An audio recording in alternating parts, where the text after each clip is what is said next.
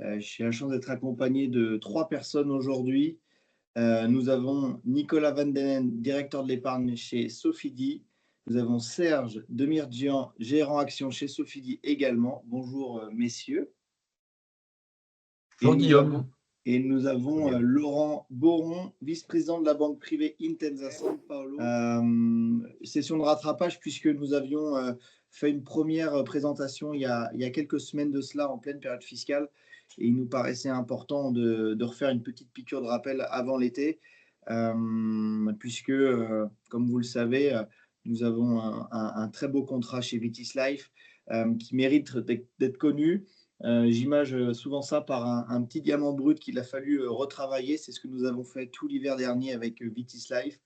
Et aujourd'hui, on est vraiment content de vous présenter cette nouvelle offre, entre guillemets, retravaillée.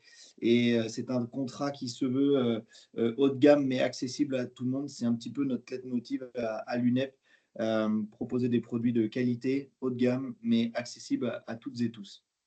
Je rappelle que vos micros sont coupés, mais vous avez quand même un chat pour poser toutes vos questions. On est ensemble jusqu'à 11 heures et on sera ravis d'y répondre, moi comme mes confrères. Rentrons dans le vif du sujet. On va passer brièvement sur qu'est-ce que le Luxembourg. Je vous présenterai également très rapidement le Vitis Life. Et puis, on rentrera dans le détail avec notamment l'intervention de Sofidy et Intensa. Si la souris veut bien fonctionner. Alors, bon, je rappelle très rapidement les principaux avantages si vous ne les avez pas. On va commencer par le triangle de sécurité et le super privilège, donc la protection des actifs. Je rappelle juste que le super privilège permet à tout souscripteur d'être prioritaire en cas de défaillance de l'assureur pour le remboursement. Et puis, vous avez le triangle de sécurité qui sépare strictement les actifs entre l'assureur et le souscripteur. Voilà, c'est une petite mesure de protection qui n'est pas neutre pour certains de nos clients, puisque ça assure quand même une bonne protection pour tous les acteurs. C'est une chose que nous n'avons pas forcément en France. On l'a mis en deuxième position, mais pour moi, c'est quand même un des points fondamentaux. C'est le point fondamental pour moi au Luxembourg, c'est la flexibilité et la personnalisation de vos allocations d'actifs. On a un univers d'investissement et on va vous le présenter aujourd'hui, c'est le but de ce webinaire. On a ce choix plus que large en termes d'allocation d'actifs. Vous avez accès à des supports que vous ne trouverez pas ailleurs, en tout cas pas en France. Et c'est là l'avantage du Luxembourg, c'est répondre à votre cahier des charges de manière le plus précis possible. On va essayer de respecter absolument ce que souhaite votre client. Alors bien sûr, on va avoir quelques demandes parfois insolites. Je ne dis pas qu'on pourra absolument tout faire, mais on peut répondre quasiment à 90-95% des appels d'offres. Et ça, c'est vraiment super pour vous et pour vos clients. C'est un univers qui est fascinant. L'avantage fiscal, bon, l'assurance vie classique, mais je tiens à préciser que l'un des principaux avantages au Luxembourg, c'est que la fiscalité est liée au pays de résidence fiscale. Vous n'avez pas de double imposition pour un Français, par exemple, en Allemagne. C'est la fiscalité allemande qui fera foi. Vous avez cette petite slide qui résume avec un petit schéma parfaitement le triangle de sécurité, mais ce n'est pas forcément l'objet du jour. Je disais la liberté dans le choix des actifs. Vos clients vont être répartis en différentes catégories, de N à D. Vous voyez qu'en fonction de la prime versée et de la fortune en valeur mobilière, eh bien, vos clients sont catégorisés. Et ces différentes catégories débloquent finalement différentes classes d'actifs ou différents supports, allant de supports liquides à des supports moins liquides. Mais ça, on le verra pareil un peu plus tard. Mais forcément, plus un client a de surface financière et plus son univers d'investissement sera vraiment très large. Mais je tiens à préciser que quand même pour les catégories A, nous avons retravaillé cette offre financière pour leur permettre d'avoir le plus grand choix tout de même. Donc, on s'est associé au groupe Monceau il y a maintenant 4 ans. puisqu'à l'intérieur du groupe Monceau, il y a un groupe Monceau, c'est français bien sûr, mais vous avez la filiale Vitis Life. Vitis Life, c'est une entité 100% luxembourgeoise et c'est ce qui nous a plu dans leur démarche, puisque on a affaire à un pure player luxembourgeois. Ce n'est pas le plus gros acteur de la place, mais nous, ça nous va très bien, puisque nous-mêmes, nous ne sommes pas les plus gros en France, et on a la même vision des choses, en tout cas quand on parle de relations clients et de services proposés aux clients. Euh, Finalement, dans les grandes lignes, tous les contrats se valent. C'est vraiment le côté service qui fera la différence. Et pour le coup, on se retrouve plutôt bien avec Vitis Life. Donc, vous voyez un petit peu l'historique de Vitis Life qui est aujourd'hui, depuis 2015, dans le groupe Monceau Assurance. Le groupe Monceau qui est d'ailleurs pas très loin de nos locaux, ce qui permet d'avoir une belle relation de proximité quand on a besoin de se rencontrer. Alors, ici, c'est une slide que j'aime beaucoup, puisque ça résume vraiment l'univers Vitis Life. Alors, vous avez 71 banques dépositaires, ce qui vous permet vraiment de répondre aux demandes de vos clients. Je prends un exemple dernièrement, on a un client qui souhaitait absolument rester au Crédit Agricole.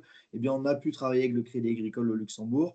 Donc, 71 banques, ce n'est pas une liste qui est figée, elle évolue mois après mois et en fonction des demandes de nos clients. Donc, on a vraiment cette liberté de pouvoir choisir la banque du choix de votre client. Alors, nous, pour ne pas vous cacher, on travaille beaucoup avec Laurent qui représente Intensa, que vous aurez l'occasion de découvrir tout à l'heure. Vous avez plus de 170 sociétés de gestion partenaires. Là, encore une fois, l'UNEP a présélectionné une petite dizaine de sociétés de gestion en fonction des différents feeds ou FIC que nous vous proposons. Mais voilà, l'univers est très, très large. Ensuite, le graphique du bas est très significatif. Vous voyez que la ligne verte et celle qui est en blanc, ce sont les ratios de solvabilité. On voit que les trois premières lignes, PIR 5, 4 et 3, ont également une ligne bleue. Eh bien, cette ligne bleue, c'est le fonds en euros. Et généralement, les compagnies d'assurance qui ont un ratio de solvabilité élevé, comme c'est le cas du 3, 4 et 5, c'est parce qu'elles ont un fonds en euros et qu'il faut assurer la liquidité. Vitis Life, la particularité, c'est qu'ils n'ont pas de fonds en euros et pour autant, ils ont le meilleur ratio de solvabilité au Luxembourg. Ce qui fait de Vitis un acteur sérieux et solide et c'est aussi pour cela qu'on a été les sélectionnés. Alors voilà ce que nous, on peut vous proposer au Luxembourg. Trois contrats, un contrat d'assurance vie, 2 contrats de capitalisation, contrat de capitalisation personne physique et contrat de capitalisation personne morale. Objectivement, c'est essentiellement l'assurance vie que nous faisons au Luxembourg, mais ce que je vais vous évoquer aujourd'hui vaut pour l'assurance vie et pour la capi personne physique, personne morale. Alors on a d'abord les fonds externes. Je n'y vois pas vraiment d'intérêt, hormis le fait de prendre date, puisque les fonds externes, c'est ni plus ni moins qu'une shortlist d'une centaine d'OPCVM que vous retrouvez essentiellement dans nos contrats également en France, chez Orada et Prépare. Ce n'est pas forcément pour cela que nous allons venir au Luxembourg. Là où l'intérêt du Luxembourg porte, c'est sur les 3 catégories qui suivent. D'abord, nous avons les FID, les fonds internes dédiés. C'est ni plus ni moins que de la gestion sous mandat dédié.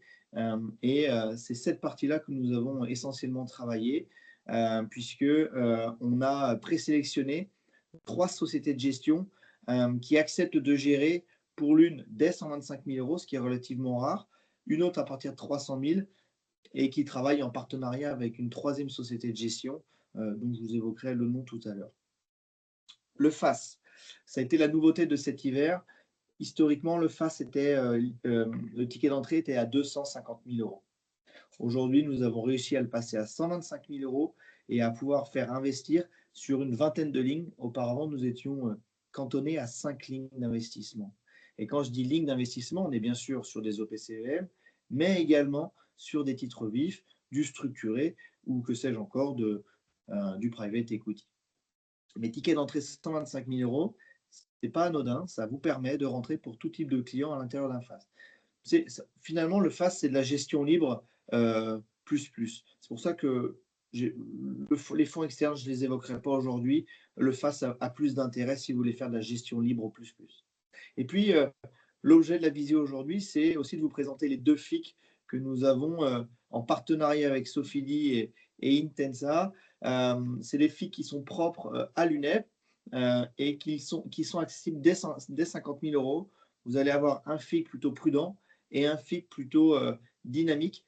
Les deux bénéficient de belles performances. Donc, on est ravis de vous les présenter aujourd'hui. Alors, si on rentre un peu plus dans le vif du sujet, pour qui et quelle devise? Alors, il y a 2 catégories de clients et en fonction de la nationalité, vous allez voir que ça varie. Dans l'espace économique européen, c'est toutes les nationalités qui résident en France, au Luxembourg, en Italie, en Belgique, au Portugal et à Monaco. Donc, quelle que soit la nationalité, si votre client réside dans l'un des pays que je viens de citer, ils sont éligibles au contrat Vitis Life. Je tiens à préciser que ce n'est pas le cas pour tous les contrats d'assurance vie. Petite particularité, en Italie, en Belgique, vous pouvez faire que du FID et du FIC. Bon, ça tombe bien, c'est sur ce que l'on développe notre contrat. Et puis, hors espace économique européen, c'est les Français, les Luxembourgeois, les Italiens, les Belges, les Portugais et les Monégasques, s'ils résident seulement hors Suisse, USA et les pays qui sont exclus du GAFI. Donc, ça vous laisse quand même une possibilité relativement large pour investir vos clients, quelle que soit leur position sur le globe. Les FAS et les FID, toutes devises possibles, c'est fonction de la banque dépositaire. Vous pouvez d'ailleurs mixer les devises en fonction de vos placements. Vous avez les fonds externes, c'est uniquement de l'euro, et puis les fixes, c'est uniquement de l'euro, puisque c'est labellisé tel quel. Je rappelle, vous avez un chat si vous souhaitez poser vos questions. Un des avantages du Luxembourg, je parlais de flexibilité, c'est vrai pour les allocations d'actifs, mais c'est également vrai sur les frais de gestion. Alors, on a divisé la slide en 2. On va d'abord s'occuper de la partie de gauche. Ce sont les frais liés au contrat.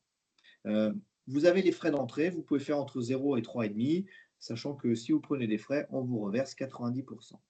Mais c'est le tableau d'en dessous qui est très intéressant, puisque vous pouvez moduler vos frais de gestion du contrat en fonction du montant investi sur le contrat. Donc, vous voyez, c'est dégressif. Vous avez un incompressible qui baisse entre 0,70 et 0,30.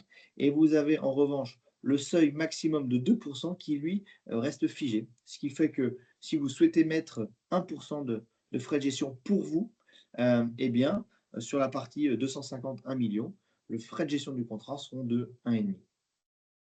L'incompressible baisse pas le maximum de votre rémunération. Donc, vous avez tout ce luxe de pouvoir positionner le curseur où vous le souhaitez. Vous n'avez pas de frais de sortie, bien entendu, et vous avez des frais d'administration de 200 € par an. Les frais de gestion, c'est comme en France, ils viennent s'additionner aux différents supports que vous allez mettre à l'intérieur. On va d'abord commencer par les FIC. Donc, avec Sofidy et Intensa, on a voulu des frais équivalents avec 1% de frais de gestion. Mais en fait, l'autre jour, j'ai eu une réflexion d'un client qui me disait, mais en fait, c'est plus chargé au Luxembourg. Bien non, si vous prenez un OPCVM face à un FIC, vous verrez que l'OPCVM en droit français est quand même un peu plus chargé et il vient aussi s'additionner aux frais de gestion du contrat. C'est juste qu'au Luxembourg, on a tendance à détailler un tout petit peu plus la rémunération et les frais de gestion. Donc, vous voyez bien à côté aussi, vous avez une rétro CGP. Ensuite, vous avez les FID. Là, c'est un peu plus flexible. C'est comme sur les frais de gestion du contrat. Vous avez d'abord des banques dépositaires qui mettent leurs frais de gestion entre 0,05 et 0,10. Et puis, là, en fonction de la société de gestion que vous allez choisir, le montant des frais de FID varieront entre 0,60 et 1,20. Et ça, ce sera en accord avec la société de gestion. En règle générale, on est plus autour des 1%. Et vous avez 50% pour vous, 50% pour la société de gestion et les 0,10 de banque dépositaire. Et eux, pareil, eh bien, peuvent baisser leurs frais en fonction de l'encours que vous leur confiez. Ça paraît un peu complexe, ces différentes échelles de frais, mais soyez-en certains, si vous nous donnez votre cahier des charges, on vous prémâchera le travail, on choisira avec vous, bien sûr, les sociétés de gestion, et puis après, vous serez en discussion avec eux pour qu'ils puissent fixer avec vous l'échelle de frais. Ensuite, sur les FAS, vous avez 1 000 € de frais fixes. On n'est pas en pourcentage, mais c'est 1 000 € de frais fixes qui comprennent 2 arbitrages par an. Et puis ensuite, vous avez les frais de garde de la banque dépositaire. On vous a mis un exemple Quintet qui affiche les frais de garde donc de banque entre 0,07 et 0,05. Et puis ensuite, à l'intérieur du FAS, vous avez bien sûr les frais propres à chaque support que vous allez choisir, que ce soit un OPCVM ou un titre vif. Les frais ne seront pas les mêmes. Mais là, c'est un peu ce qu'on retrouve en France, à la différence près que vous avez les frais fixes de 1 000 € par an. Moi, je recommande réellement le FAS à partir de 300 000 €, puisque les 1 000 €, bien comme c'est fixe, plus l'encours est important, plus les 1 000 € sont dilués dans la masse, j'ai envie de dire. Donc, c'est pour ça que je recommande réellement le FAS à partir de 1 000 €. Mais encore une fois, on vous laisse la possibilité de le faire dès 125 000 €. Ça peut être intéressant pour prendre date. Et vous voyez que vous pouvez mettre des actifs à liquidité réduite dans les FAS. Et puis, on retrouve la liste de fonds externes dont je vous ai parlé tout à l'heure, mais ça ne fera pas l'objet de la présentation du jour. Rentrons dans le vif du sujet. Nicolas, si tu veux bien, avec Serge, nous parler de ce FIC-là. Et vous savez, notre attachement à l'immobilier, mais au Luxembourg, c'est très compliqué de mettre, on va dire, de la SCPI fiscalement. Ce n'est pas intéressant, et d'ailleurs, on n'en retrouve pas dans les contrats luxembourgeois, au même titre que la SCI. Mais on ne va pas se refaire, hein. Donc, on a été chercher le support l'idéal en immobilier pour le Luxembourg. Et avec Sofidy, on a réfléchi il y a maintenant 5 ans sur ce support-là. Le fonds actif immobilier alternatif, géré de main de maître par Serge et Laurent. Nicolas, je te laisse la main, si tu veux bien. Ouais, parfait. Merci beaucoup, Guillaume. Bonjour à toutes et à tous. Avant de basculer sur notre support, je me permets de rester quelques secondes effectivement sur la slide que vous avez sous les yeux, qui vous met notamment en évidence que ce FIC dont on va se parler est accessible à partir de 50 000 €. Et comme le soulignait Guillaume, l'objectif, il était véritablement de pouvoir continuer à faire vivre cet ADN commun qu'on partage avec l'UNEP sur l'immobilier, en utilisant une expertise qui fête cette année ses 10 ans chez Sofidy, à savoir une expertise dans l'univers de l'immobilier coté. Donc, vous l'avez compris, ce FIC, qui s'appelle Sofidy Actif Immobilier Alternatif, et on va vous expliquer d'ici quelques secondes pourquoi, qu'est-ce qu'on entend par immobilier alternatif, a vocation à vous permettre d'intégrer une exposition immobilière à l'intérieur de vos contrats Vitis Life, puisque Guillaume le soulignait, c'est véritablement une exclusivité, hein. C'est une délégation de gestion qui nous a été donnée par Swiss Life pour pouvoir gérer ce fonds, et j'ai le plaisir aujourd'hui d'être accompagné donc de Serge Dermirjian, Serge, qui est co-gérant du FIC et co-gérant également de Sofidy Sélection 1, notre PCVM qui investit dans l'univers des foncières cotées. Voilà, donc je bascule sur notre support de présentation. Tac. Pour rentrer un peu plus dans le vif du sujet, dans la présentation de ce FIC. Et puis, je passerai la main à Serge ensuite, parce que Serge nous donnera un certain nombre d'éléments d'explication sur le contexte actuel, notamment sur le contexte de l'immobilier coté, avec pour finalité, nous avons la conviction qu'il y a un momentum assez intéressant.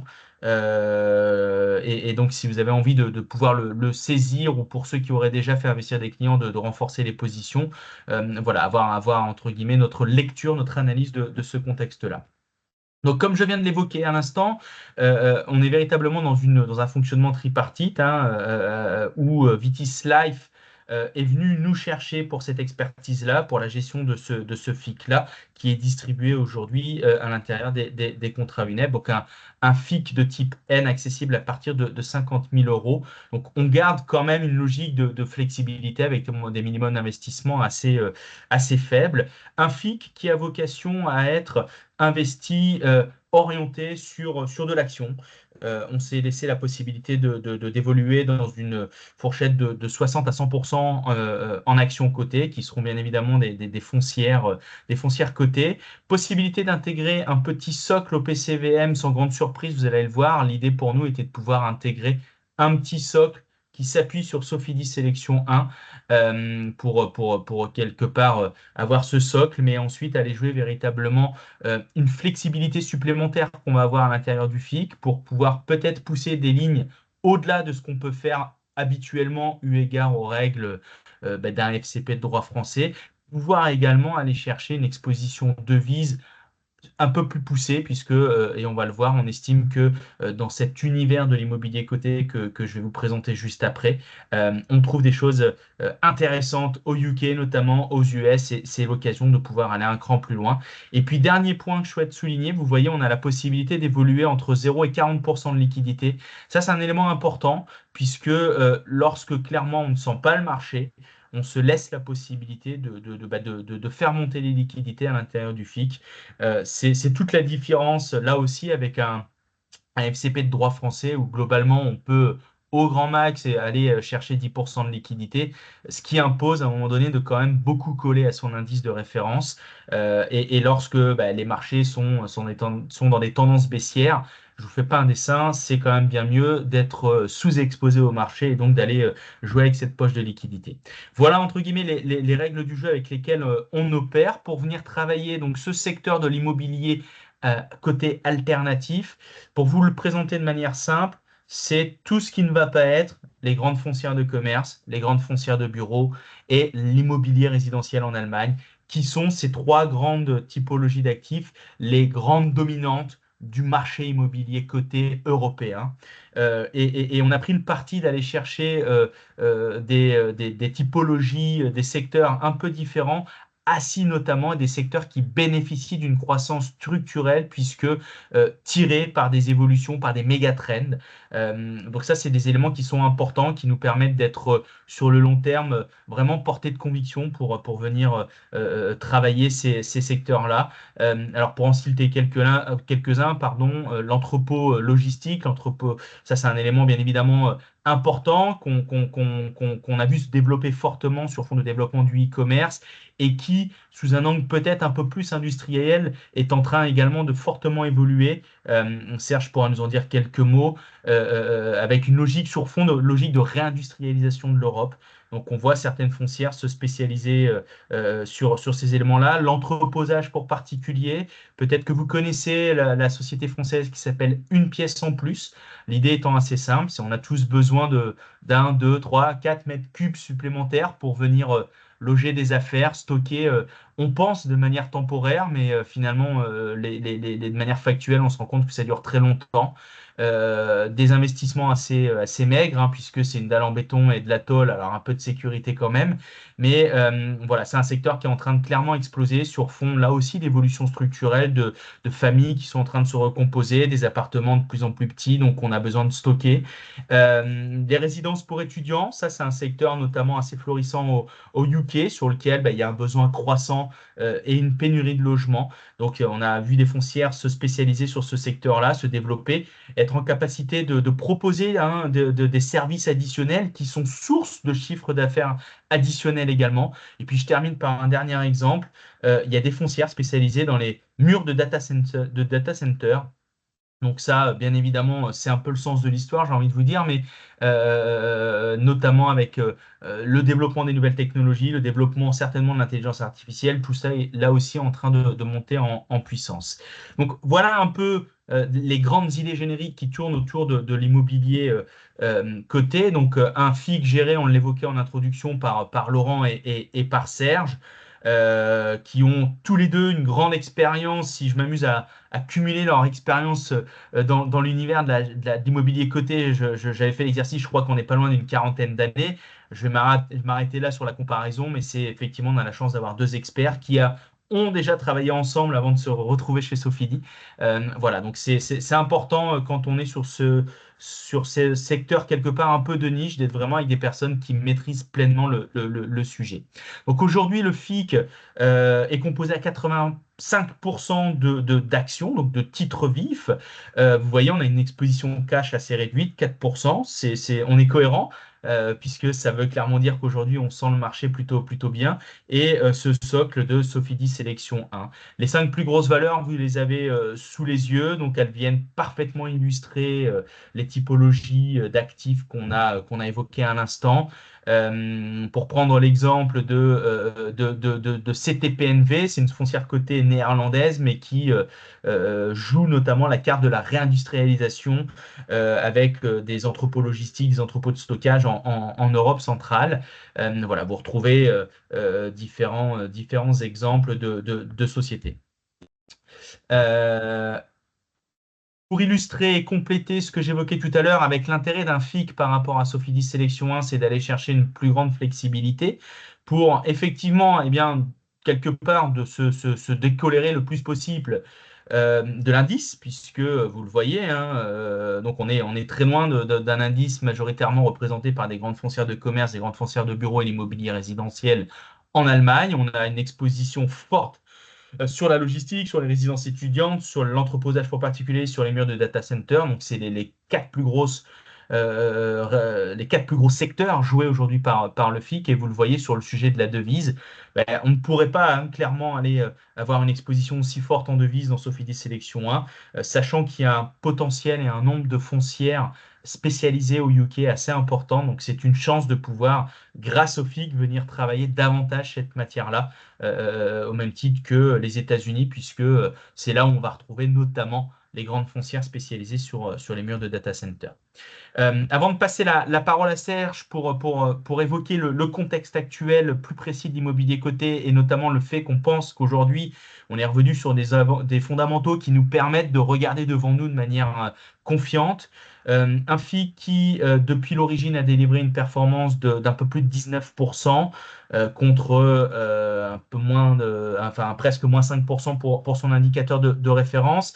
Un FIC qui, il est vrai, a été un peu chahuté, bien évidemment, ces 2 dernières années, dans un contexte immobilier global sur fond de contexte de taux central, notamment de taux directeur qu'on connaît tous, qui est venu clairement impacter les marchés, notamment l'immobilier coté, mais un fonds qui a également réussi à faire une belle démonstration de résilience dans des années charnières. Je pense notamment à 2020, là où le secteur de l'immobilier coté était aux alentours des -10, le FIC termine à +2.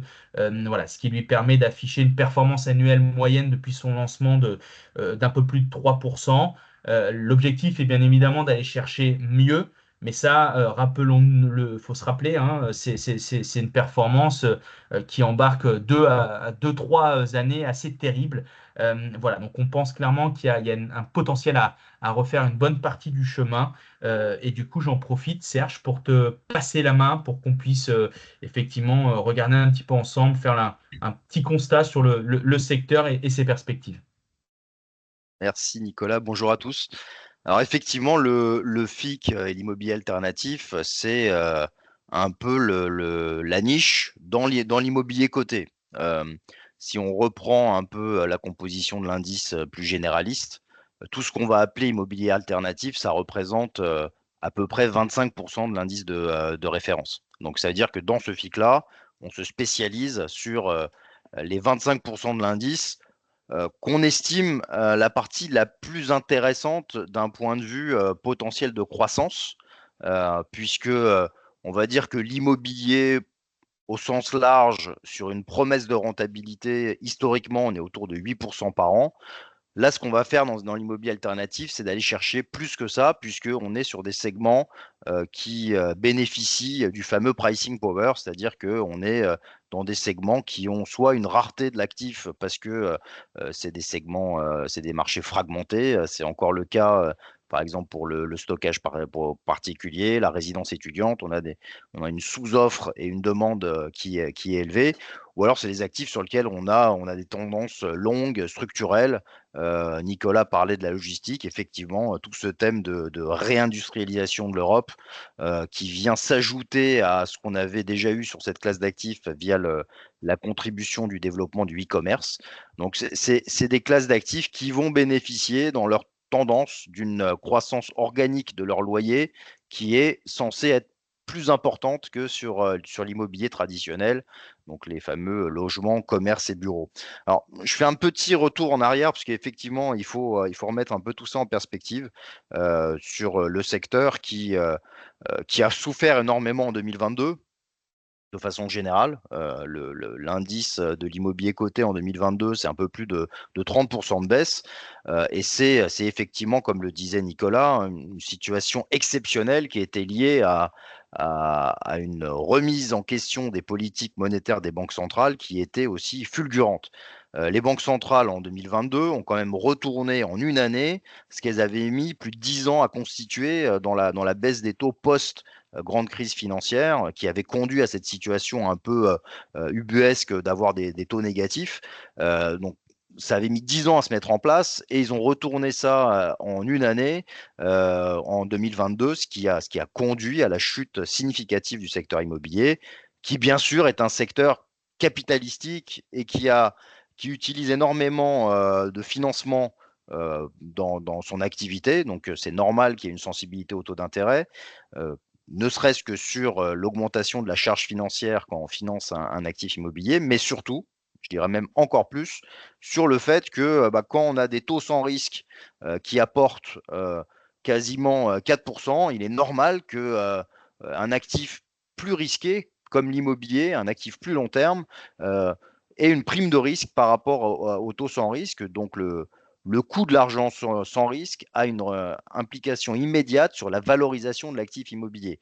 Je vous rappelle qu'un actif de bureau dans le centre de Paris, avant la correction des taux d'intérêt, c'était moins de 3% de rentabilité. Donc, c'est normal qu'on s'attende à avoir une prime de risque par rapport à ce que nous apporte l'argent sans risque. D'où cette forte corrélation de l'immobilier à l'évolution des taux d'intérêt et l'évolution de la rentabilité du sans risque. Donc, la correction forte du secteur en 2022 trouve son origine dans le réajustement des taux d'intérêt avec des banques centrales qui ont augmenté significativement leur taux d'intérêt sur cette période-là. Donc, en 2023, on a un peu l'effet inverse avec des taux d'intérêt directeurs qui ont atteint leur point haut et des attentes justement de baisse future des taux d'intérêt directeurs avec un environnement d'inflation qui reste élevé mais qui était dans une phase de normalisation. Et on est encore un peu toujours dans cette séquence où les taux d'intérêt sont aujourd'hui toujours très élevés, mais on a eu une première baisse des taux de la Banque centrale européenne qui a eu lieu début juin et des anticipations de baisse des taux à nouveau au moins à 2 reprises en Europe d'ici la fin de l'année et aussi un début du desserrement des politiques monétaires aux États-Unis avec 1 à 2 baisses des taux attendues de l'autre côté de l'Atlantique. Donc c'est très important cette séquence de baisse des taux d'intérêt puisque on est dans une nouvelle anomalie en fait qui a été créée par les banques centrales qui est qu'on a une courbe des taux inversée. Alors, ça veut dire quoi une courbe des taux inversée? Ça veut dire qu'aujourd'hui, une dette à court terme coûte plus cher qu'une dette à long terme. Donc on est dans cette situation où vous avez un très important écart entre une dette à 6 mois qui va vous coûter 3,5% et une dette à 5 ans qui va vous coûter quasiment 100 points de base de moins.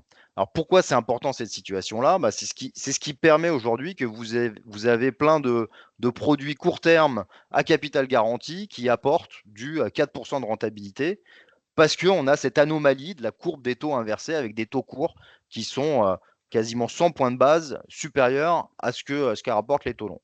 Donc c'est très important pour l'immobilier et l'investissement en général sur des classes d'actifs plus long terme, de casser cette anomalie par les banques centrales. Et on attend de la baisse des taux d'intérêt qu'elle casse cette anomalie. Puisque si on prend les taux longs, comme on vous le disait, ils ont déjà anticipé que d'ici quelques années, on allait retourner dans une situation plus normalisée avec des taux longs entre 2,5 et 3%.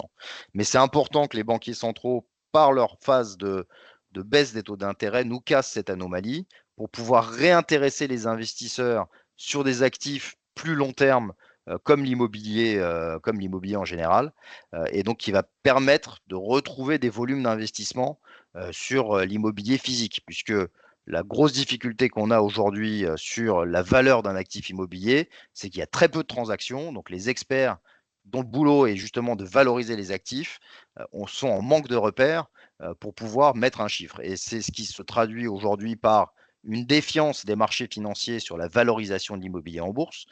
Aujourd'hui, on traite en moyenne 20% en dessous des valeurs des actifs nets réévalués. L'actif net réévalué, c'est une référence que nous donnent les experts. C'est en gros ce qui nous resterait si on vendait tous nos actifs et qu'on remboursait toutes nos dettes. Donc en théorie, si c'est bien fait, si on croit à la valeur d'expertise, les cours de bourse doivent se traiter à ce niveau-là. Ce n'est pas le cas du tout aujourd'hui, c'était déjà pas le cas l'année dernière. On est toujours à 20% de décote par rapport à ces ANR. Donc, ce qui constitue pour nous une opportunité, puisque c'est pas normal qu'on ait une telle décote, alors même que les valeurs d'actifs sur les 18 derniers mois ont largement corrigé dans les expertises. Donc, on est dans ce scénario-là. On attend des baisses des taux qui vont casser cette anomalie de l'inversion de la courbe des taux, qui va permettre un redémarrage du marché de l'investissement, qui va valider les expertises et donner des références de marché, et qui va montrer à tout le monde que l'immobilier aujourd'hui est sous-valorisé par rapport à ce qu'il devrait être. Voilà, je vous ai fait un peu schématiquement ce qu'on attend dans les prochains trimestres. Alors on est très le sens de l'histoire, il est clair. On sait qu'on va aller vers cette normalisation des politiques monétaires. La vraie question, c'est la temporalité. Et les banques centrales elles-mêmes sont un peu perdues dans le cadencement, et elles sont ce qu'elles disent data dependent. Donc à chaque nouvelle publication d'indicateurs économiques, ça peut changer complètement la temporalité de ces baisses des taux d'intérêt. On a un marché de l'emploi aux États-Unis qui reste particulièrement solide, un taux de chômage de 5%, et on a des indicateurs qui laissent supposer que l'inflation et pas encore dans une phase de normalisation totale. Donc on est dans cette incertitude sur la temporalité, même si la finalité, elle est quasi certaine. Les taux d'intérêt vont baisser aux États-Unis et en Europe cette année, l'année prochaine et encore l'année d'après. Donc on pense que cet environnement est favorable pour l'immobilier coté, qui est une classe d'actifs, encore une fois, qui est un peu, très dépendante de l'évolution des taux d'intérêt, et un peu la porte d'entrée entre le marché immobilier physique, le marché obligataire et le marché action. Donc, c'est une typologie d'actifs qui nous semble totalement intéressante dans l'environnement actuel. Bien sûr, la route ne sera pas une ligne droite, mais on a un potentiel de rebond important. Donc, au moins 10% pour corriger les excès de sous-valorisation. Et derrière, on va retrouver cette promesse de l'immobilier qui est de générer une rentabilité de l'ordre de 8% par an, ce qu'elle a délivré historiquement. Peut-être un dernier petit point en complément pour faire le lien avec, entre guillemets, notre casquette historique, où là aussi on se retrouve sur beaucoup de sujets avec l'UNEP, sur le sujet notamment des SCPI. Bon, il y a toujours une grande question autour des sujets de valorisation. Ce qu'il faut avoir en tête, c'est que les foncières cotées ont généralement entre 6 et 12 mois d'avance par rapport à ce qui se passe sur les marchés, enfin en tout cas ce qu'on retrouve dans l'univers des SCPI. Et notamment sur ce sujet de valorisation, le sentiment, arrête-moi Serge si je dis des bêtises, mais que les valos ont déjà atterri dans l'univers des foncières cotées. Et on pourrait même avoir sur les prochaines publications du 30 juin des premières démonstrations de valos qui repartent à la hausse. Pourquoi? Parce que les décompressions de taux sont terminées. En revanche, on a toujours des fortes progressions de loyer sur fond d'indexation. Et à loyer qui progresse et à taux de cap qui ne bouge plus, eh bien, ça veut dire des valos qui remontent. Donc ça, c'est un élément ultra positif qui, quelque part, envoie des signes avant-coureurs pour cette matière plus SCPI, mais qui fait aussi clairement la démonstration d'un market timing ultra intéressant sur les foncières cotées. Alors effectivement, si on prend sur les 18 derniers mois, les baisses de valeur qui ont été enregistrées sur les foncières cotées, sur le bureau par exemple, c'est 25% de baisse. Par rapport au premier semestre 2022, c'est 25% de baisse des ANR sur le bureau, c'est un peu plus de 20% sur le résidentiel, et c'est un peu plus de 15% sur la logistique. Donc on a Ce travail de correction des expertises a été largement engagé. Et effectivement, comme le disait Nicolas, sur certaines typologies d'actifs, alors ça ne sera pas encore homogène sur le premier semestre, mais on aura des progressions de valeur puisque si on a une stabilité des taux de capitalisation et qu'on a une progression des loyers du fait de l'inflation, on aura une hausse des valeurs. Voilà. Bon, merci messieurs. Je vais être obligé de sortir mon timer de cuisine qu'on avait au dernier séminaire, mais c'était très intéressant. Merci beaucoup. De toute façon, on donnera vos coordonnées parce que c'est vrai que l'analyse de Serge est toujours très intéressante. Merci. On ne l'avait pas lors du dernier webinaire, donc c'est toujours intéressant d'avoir votre point de vue. Laurent, c'est à toi. Bonjour. Salut Laurent.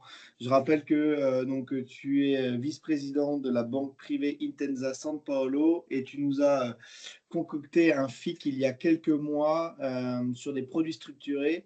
Donc, c'est un FIC à capital garanti au terme. Je te laisse la main pour nous présenter ce FIC. Avec plaisir. Bonjour Guillaume, merci pour l'invitation. Bonjour à toutes et à tous. Merci aux équipes de Sofidy. Entre parenthèses, j'ai assisté à une présentation de Serge et de Laurent Saint-Aubin à Luxembourg la semaine dernière. Et en tant que banquier privé, je peux vous dire qu'on a vraiment besoin de ce genre d'investissement. Nous, les banquiers, on ne connaît pas du tout l'immobilier. On ne maîtrise pas cette classe d'actifs. Or, les clients, effectivement, en demandent. Parce que alors, les investisseurs aiment l'immobilier par excellence, aiment la pierre, et d'autre part, c'est un actif qui est décorrélé, alors qui est corrélé au taux, mais qui est décorrélé justement aux actions, et c'est important justement de pouvoir apporter cette décorrélation dans une gestion de portefeuille diversifiée. Et justement, sans transition, j'en viens à la genèse de ce FIC, qui est né suite à des discussions avec Guillaume, avec l'UNEP et avec un CGP parisien, qui nous faisait part effectivement de sa déception des performances de ses clients, toutes banques confondues, après la dernière crise qu'on a traversée pas plus tard qu'en 2022. Les clients à nouveau perdaient de l'argent dans leurs allocations d'actifs parce qu'elles n'étaient pas assez diversifiées, trop corrélées. Et on s'est dit pourquoi est-ce qu'on ne pourrait pas effectivement proposer une garantie en capital sur un portefeuille action, une garantie en capital au terme d'une certaine durée, bien sûr, ce qui permettrait au moins à certains clients de retrouver leur capital et non pas d'encaisser des pertes parfois conséquentes. Donc, on a effectivement travaillé sur le sujet. On a parlé de hausse de taux tout à l'heure. Effectivement, le bon côté de cette hausse de taux, c'est qu'on peut de nouveau, on va dire après 15 ans de baisse de taux ou de taux négatifs, pouvoir mettre en place un produit structuré en euros avec un capital garanti au terme d'une certaine durée. On verra les exemples tout à l'heure de ceux déjà lancés. Et ce produit structuré a comme sous-jacent, autrement dit, est investi dans des actions en ligne directe. Donc, c'est vraiment, on va dire, la solution idéale, c'est-à-dire que le client peut investir dans de belles valeurs, et puis dans le pire des cas, eh bien, il retrouve au moins son capital. Donc, grâce effectivement, il faut le souligner, à l'investissement de Vitis, qui nous a accompagnés dans ce projet, on a réussi à mettre en place un FIC, donc un fonds interne collectif, comme tu l'as bien présenté tout à l'heure, Guillaume, ouvert à partir de 50 000 euros, donc par N, qui investit exclusivement dans des produits structurés à capital garanti et qui a comme sous-jacent des actions. Alors les actions, on va présenter les thématiques justement maintenant, c'est la présentation que Guillaume va faire dérouler. On a sélectionné différentes thématiques. Par exemple, l'action. On a donc un panier consommation dans lequel on retrouve 5 valeurs que tout le monde connaît, que je ne vais pas présenter, qui sont des valeurs entre parenthèses que les clients connaissent, que les clients souhaitent avoir en portefeuille. Ce sont des sociétés leaders dans leur domaine, qui prennent des parts de marché en permanence. Amazon est un bon exemple. C'est des sociétés qui ont des croissances impressionnantes et croissance organique, des cash flows toujours en croissance, extrêmement positif, énormément de trésorerie, qui sont des sociétés parfois libellées en dollars, parfois libellées en euros. Et donc, on a, et là c'est un cas effectivement déjà concret, on a structuré une poche à capital garanti, justement, sur une thématique comme celle-ci. Donc, en l'occurrence, alors là, je vais passer par exemple à un produit qu'on a déjà lancé, c'est la poche industrielle, Guillaume, donc un petit peu plus loin. Voilà, industrielle. Donc là, on retrouve effectivement également des valeurs bien connues comme Stellantis, qui sont des leaders dans le secteur industriel, quel qu'il soit. Donc des valeurs de fonds de portefeuille, des blue chips importantes. Et on a mis en place un produit à capital garanti d'une durée de 6 ans, il sera remboursé à 108% au terme des 6 ans. Donc, quoi qu'il arrive, le client va retrouver 108% du montant qu'il a investi et il aura un maximum de 145% de la hausse de ce panier. Donc, ce n'est pas un worst of, ce n'est pas un best of, on prend vraiment la performance des 5 valeurs et on a une exposition à la hausse plafonnée à 145% de ce panier au terme des 6 ans. Donc voilà. Ensuite, on a déjà lancé le produit également, le panier également sur le luxe. Donc là, de nouveau, ce sont des valeurs très demandées par les clients. Tout le monde veut avoir, bien sûr, sa ligne LVMH ou sa ligne Ferrari, par exemple, en portefeuille. La question qui se pose, c'est est-ce que c'est le bon moment pour rentrer dans les marchés? Il peut y avoir des corrections. Voilà, les clients peuvent être un petit peu frileux. On a proposé à nouveau un produit capital garanti, 6 ans, en euros, donc il n'y a pas de risque de change, hein, même si la valeur sous-jacente est libellée en dollars, par exemple, ou dans une autre devise. L'investissement, le risque de change est couvert et l'investissement est bien libellé en euros. Et à nouveau, 108% de capital, de remboursement du capital à l'échéance, une exposition maximum de 145% de la hausse. Et les émetteurs sont de grande qualité, puisque en l'occurrence, là, c'est BNP qui était l'émetteur. L'autre produit, c'était Morgan Stanley. Et on est en train de lancer un produit avec Barclays, puisqu'on a 1 million de cash actuellement suite à des versements complémentaires. 1 million de cash dans le FIC et on va lancer un produit structuré, cette fois-ci sur la thématique ESG, donc, qui est une des thématiques également qui est soulignée dans la présentation. Donc là, on retrouve par exemple Air Liquide, Linde, Vinci, de nouveau des valeurs que les clients connaissent, que les clients aiment, qui sont des valeurs d'ailleurs solides, réputées pour avoir de bons dividendes.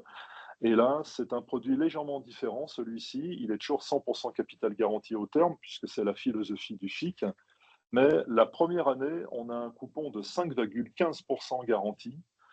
Et les années suivantes, on a un coupon de 6%, à condition que la valeur du portefeuille sous-jacent soit supérieure au niveau initial. Donc là, on va lancer ce produit à un bon moment, puisque Air Liquide a corrigé, Vinci a également pas mal corrigé suite aux résultats des élections européennes. Donc, il y a un bon niveau d'entrée pour mettre en place ce produit à capital garanti. Et on sait déjà qu'on aura un coupon de 5,15% dans un an. Et après, on espère 6% chaque année. Si une année, on n'avait pas le coupon, il y a bien sûr un effet mémoire. Et on peut donc accumuler le coupon et le toucher l'année suivante, ou l'année N+3 ou N+4, grâce à l'effet mémoire.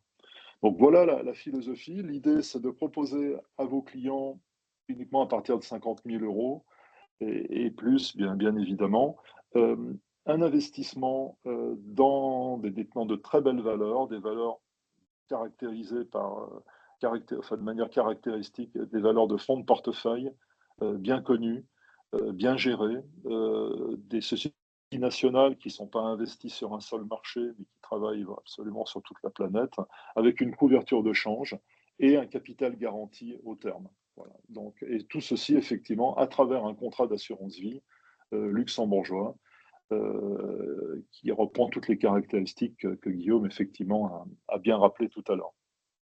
Donc, ceci, ça se fait dans le cadre du contrat Vitis. Par la suite, j'ai pas présenté notre établissement, pardonnez-moi pour ceux qui ne nous connaissent pas. Donc, nous sommes Intesa San Paolo, la 3e capitalisation boursière de la zone euro. Et donc, nous sommes bien sûr une banque dépositaire. On est la banque dépositaire du FIC, mais nous sommes également une banque qui faisons du financement. Et ce que je veux souligner, c'est que si vos clients investissent dans ce FIC, on peut tout à fait nouer une relation d'affaires en direct avec votre client dans le cas où il aurait besoin d'une ligne de crédit. Et on peut adosser une ligne de crédit Lombard à la position que le client aura dans le FIC.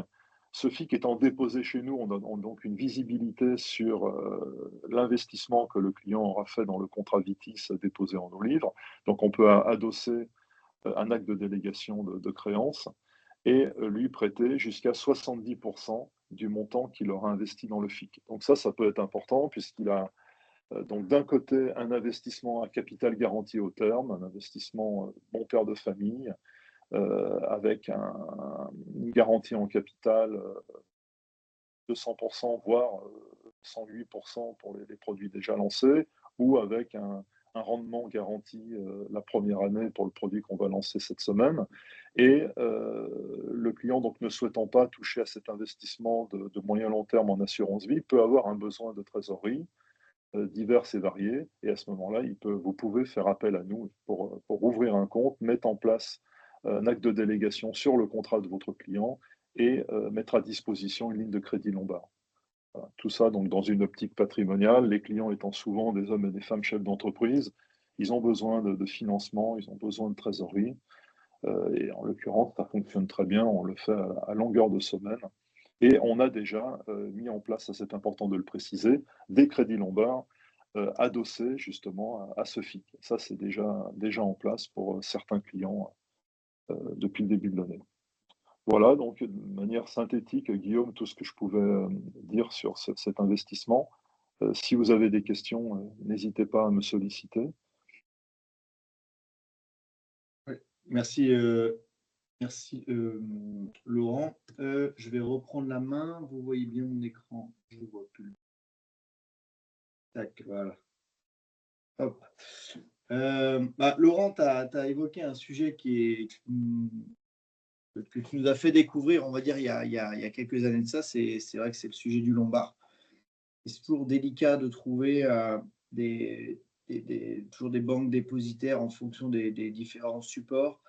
Et c'est vrai que là, on a un package FIC plus Lombard qui est vraiment intéressant. Laurent a tendance avec sa banque à nous suivre quasiment sur tous les financements. Alors, je prends toujours cet exemple-là parce que c'est vrai que c'est pas courant, mais Laurent, enfin en tout cas anciennement c'était CBP Kilu Est, avait remboursé un crédit immobilier dans une banque dubaïote. C'était un expat qui était revenu en France. Et c'est vrai que Laurent avait fait le dossier, d'autant plus que le client voulait verser le moins possible. Donc vous avez été vraiment très arrangeant sur ce cas de figure-là. Donc c'est pour ça qu'on aime bien travailler avec, en tout cas, Intesa sur la partie Lombard également, parce que on est là pour vous faciliter le business et vous trouver les fournisseurs qui le font également. Et en tout cas, Intesa le fait brillamment. Et puis, Sophie dit, l'a très bien fait également sur notre partie FIC, puisque ça a été les premiers à dégainer quand il a fallu en créer un. Donc, c'est vrai que nous, quand on choisit nos partenaires, c'est pas pour rien. Il y a tout un filtre qui est fait en amont. Et on ne parle pas que des produits, on parle également de services et surtout de services, j'ai envie de dire.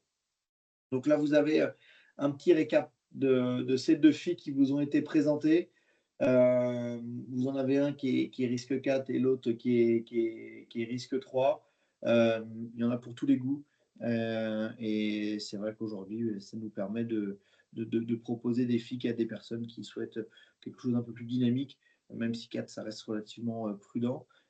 Et puis, enfin, on va dire équilibré, et puis d'autres clients qui souhaitent des FIC plus défensifs, on va dire.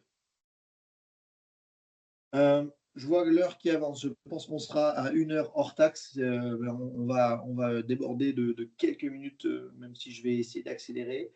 L'autre point fort de notre contrat, c'est bien entendu les feeds. Alors, les feeds, les fonds, c'est de la gestion sous mandat dédiée au Luxembourg.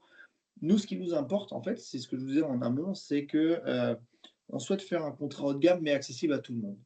Vous allez avoir beaucoup de nos confrères qui vont vous dire, bah oui, on va vous faire du feed dès 125 000 €, mais en réalité, on ne va pas être sur de la gestion dédiée à ce propre du terme. Ils vont avoir des sociétés de gestion qui vont dire, bah oui, on va gérer 125, mais en réalité, tous les clients qui seront dans une tranche entre 125 et 500 000 à peu près, finalement, s'ils ont le même profil de risque, eh bien, ils auront plus ou moins le même portefeuille. Nous, on ne veut pas ça. Quand on est petit comme l'UNEP, il faut être malin et agile. Et c'est ça que l'on a été chercher chez, entre autres, Erasmus Gestion, puisque Erasmus Gestion, qui n'est pas non plus la plus grosse société de gestion sur le marché français, mais elle a le mérite de respecter tout notre cahier des charges et de faire de la gestion dédiée. C'est un de leurs cœurs de métier. Donc Erasmus, c'est dès 125 000 €. Ils sont capables de vous gérer des mandats dédiés au sens propre du terme. On va d'abord, nous, notre process est très simple. Quand on choisit une société de gestion, il faut qu'elle respecte globalement 3-4 points clés pour nous. C'est d'abord respecter le cahier des charges du client. Ce que je disais, l'imagination du client, elle détermine les limites finalement de l'investissement. C'est la société de gestion qui va un petit peu borner tout ça, mais globalement, ils seront capables de le faire quasiment en intégralité. Ensuite, il y a la possibilité de moduler les frais de gestion ou non. On essaie d'avoir des partenaires qui sont relativement souples. Et puis, troisième point, c'est cette faculté de pouvoir échanger directement avec les gérants. Pas plus tard que la semaine dernière, on était en train d'évoquer un éventuel feed et la société de gestion a pris directement contact avec le CGP et le client pour pouvoir définir le cahier des charges et l'univers d'investissement. Donc, il y a cette proximité avec les sociétés de gestion. Alors, comme vous pouvez l'avoir aujourd'hui avec Laurent, Nicolas et Serge. Voilà, Laurent est quand même vice-président de la banque privée. Nicolas, c'est le directeur de l'épargne. Enfin, on a ce luxe de pouvoir vous donner accès, on va dire, aux têtes de pont de chacune des sociétés. Et ça, c'est un vrai plus. Et puis, le quatrième point, c'est finalement la possibilité de moduler un petit peu la périodicité des reportings. Si vous souhaitez un reporting mensuel ou trimestriel, eh bien, Erasmus et Janus Anderson, puisque vous le voyez, ça fait partie des deux gérants avec qui nous travaillons, sont capables de le faire, d'aller vraiment au plus loin de vos envies, on va dire. À partir de 300 000 €, on fait appel à Janus Anderson pour tout appel d'offres. Alors, ce que je vous disais tout à l'heure, aujourd'hui, eux travaillent essentiellement avec Mandarine et Meskert, donc c'est maintenant le même groupe, bien entendu. Et puis, bien sûr, Erasmus sous forme de poupée russe. Erasmus, ils peuvent gérer à 125, ils peuvent gérer bien sûr à 300. Mais à partir de 300 000, nous, on confie les clés du camion à Janus, qui est le 5e asset américain. Ils gèrent plusieurs milliards, c'est vraiment un mastodon et on s'appuie sur eux, notamment en France, pour tout ce qui est mandat de gestion.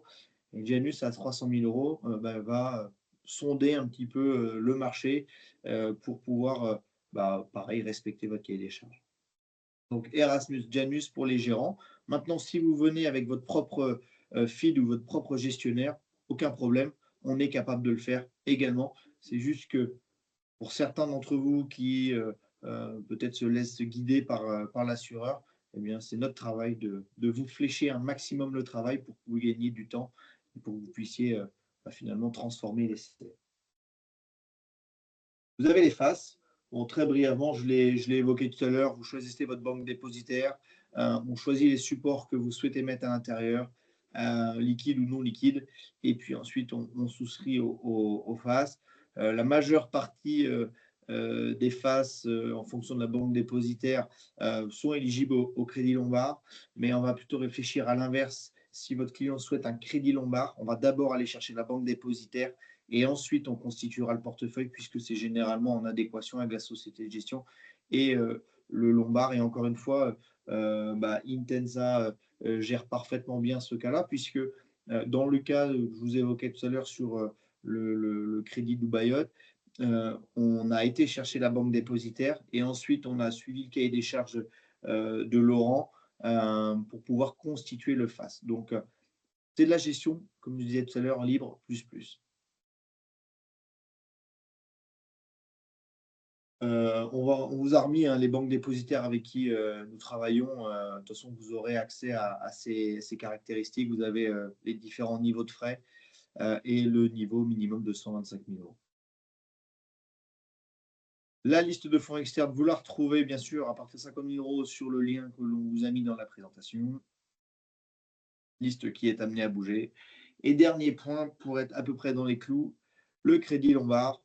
Donc, vous voyez, on travaille essentiellement avec 3 banques dépositaires, mais on ne se refuse pas de travailler avec d'autres en fonction de vos clients. Vous voyez, Intensa, c'est à partir de 300 000 euros. Quintet, c'est à partir de 500 et le CMCIC à partir de 200. Donc, je ne vous cache pas que 80% de nos lombards se font avec les 2 premiers acteurs, si ce n'est avec le premier. Quand on a de bonnes habitudes, c'est difficile d'en changer, ce n'est pas à vous que je vais l'apprendre. Mais en tout cas, on est capable de le faire. Et en règle générale, les banques dépositaires, comme disait Laurent, eux se positionnent à hauteur de 70%. Mais ce n'est pas rare de voir certains dossiers monter à 80% de prêts ou de nantissement sur le contrat. Ensuite, la digitalisation, ça a été un gros point qui a été travaillé par les équipes de Zulmiro chez Vitis Life. Vous avez un parcours 100% digital et depuis peu, vous avez également les flux qui remontent auprès des agrégateurs Harvest, Minimore et Ocus. Donc ça, c'est un vrai plus pour vous. Vous avez bien sûr accès au portail Vitis Life, mais également votre client va avoir accès à sa banque dépositaire puisque par définition, c'est une banque et on pourra, en fonction des banques, lui fournir des codes d'accès et ça lui permettra de voir bien sûr l'ensemble de ses avoirs dans la banque. Je vois qu'il y a quelques questions qui arrivent. J'y viendrai en toute fin. Et puis, vous avez la Dream Team de l'UNEP qui sillonne la France en fonction des différentes régions. Il ne faut pas hésiter à les contacter. Vous avez Mélanie qui fait tout l'arc méditerranéen, Virginie le sud-ouest, Guillaume Merceron le nord-ouest, le nord et le centre, ainsi que Paris pour Julien et Mallory, Mallory lui va plutôt sur l'est et Paris, et Guillaume Osterberger sur le Rhône-Alpes. Ils sont tous formés au Luxembourg. Ils sont tous capables de vous aiguiller et de vous faire du sur-mesure. C'est un sujet très intéressant, mais qui est relativement complexe, on va dire, pour certains points. N'hésitez pas à vous appuyer sur eux. Ils pourront vous accompagner vraiment de manière brillante, on va dire. Et puis, vous retrouvez de toute façon toutes les informations sur notre nouveau site internet. On vous a mis une petite capture d'écran. Ce n'était pas notre point fort. On l'a retravaillé également il y a un peu moins d'1 an. Vous avez toutes les informations sur notre site internet. On a revu l'expérience utilisateur de notre site et je pense que vous devriez avoir toutes les informations dont vous avez besoin. Je vais aller voir maintenant les questions qui sont arrivées. Est-il possible d'obtenir un backtesting de la rentabilité de 3 feeds? Bien sûr. Emmanuel, je vous invite à contacter Julien, puisque je pense que il me semble que c'est lui qui gère. Et je communiquerai à Julien votre question. Mais oui, bien sûr, mais que ce soit avec Erasmus ou d'autres, on est capable de vous fournir des reportings anonymisés, bien sûr. Hein, et on pourra vous les fournir. Et puis, vous pourrez même échanger, si vous le souhaitez, avec le gérant avant la rédaction du feed et du contrat. Comment traitez-vous les dossiers des clients américains? Eh bien, les Américains, je vais vous reprendre juste la slide, je vais vous la partager, on l'a évoqué très rapidement, mais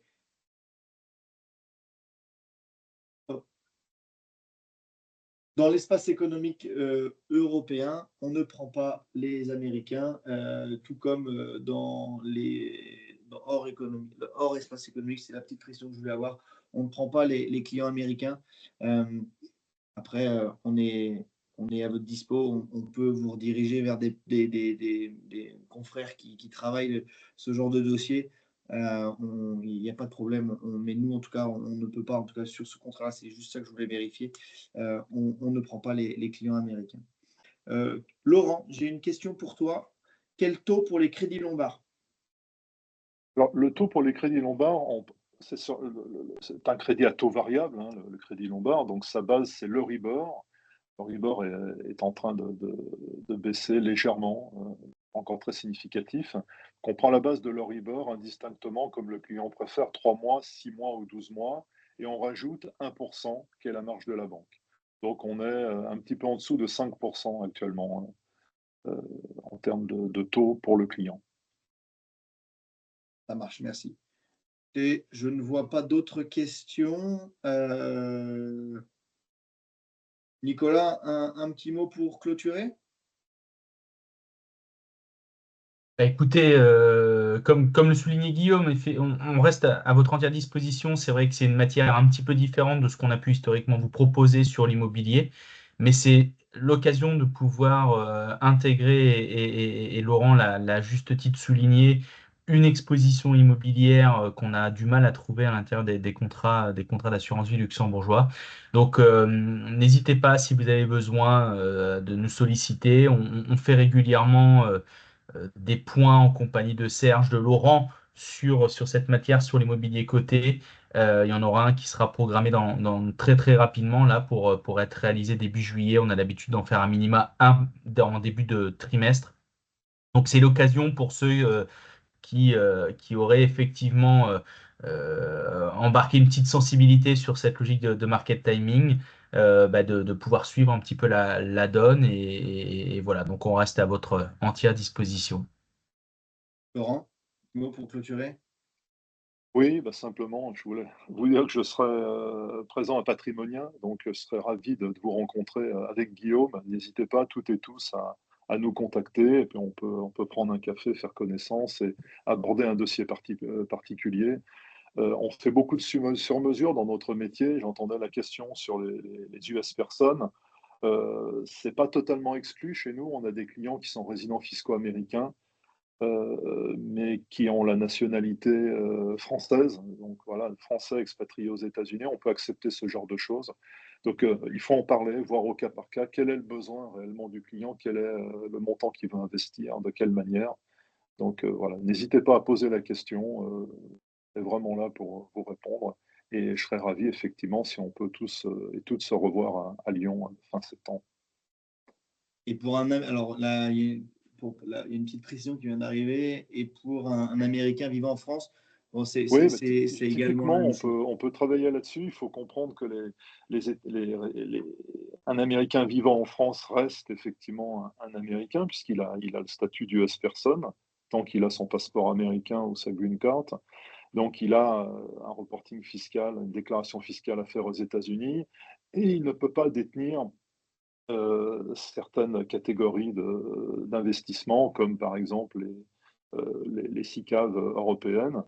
Il doit acheter un certain type de titres, donc il faut passer par un broker certifié, un broker qui est aux États-Unis.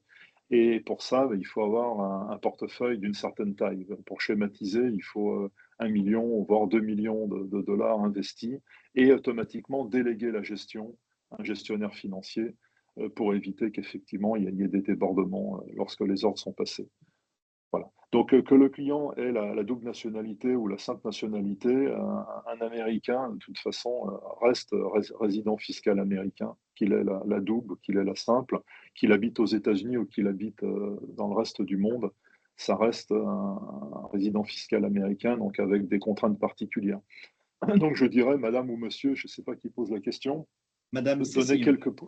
oui, enchanté, donner quelques précisions à Guillaume avec le profil du client, exactement son statut, pour qui il travaille, quelles sont ses nationalités, qu'est-ce qu'il voudrait faire, quels sont ses besoins, et je reviendrai donc vers Guillaume avec nos réponses. Et on peut, comme le disait Guillaume, on peut vous trouver éventuellement d'autres partenaires qui peut-être pourraient vous accompagner si on Oui. ne peut pas le faire. Merci pour ces précisions, Laurent. Bon, pour ma part, je tenais à tous vous remercier parce que c'est un sujet qui est, comme je le disais tout à l'heure, vraiment intéressant, mais qui nécessite quand même quelques précisions. Merci d'avoir participé à cette visio. Moi, je vous retrouverai le 10 juillet à 10h en visio dans le cadre de Focus SCPI. On fera un bilan avec Jonathan Diver de Rock Data, meilleurscpi.com. On fera un bilan du premier semestre de l'année 2024 qui a été un tout petit peu moins mouvementé, on va dire, pour les SCPI que 2023. Mais ce sera toujours très intéressant d'avoir l'avis de Jonathan, qui quand même connaît très très bien son sujet. Vous recevrez une invitation probablement aujourd'hui ou demain. Moi, d'ici là, je vous souhaite une bonne semaine et puis pour ceux que je n'aurai pas la chance de croiser, un bon été. Merci beaucoup. Je vous souhaite une bonne journée. Au revoir. Au revoir, merci. Au revoir, merci à tous.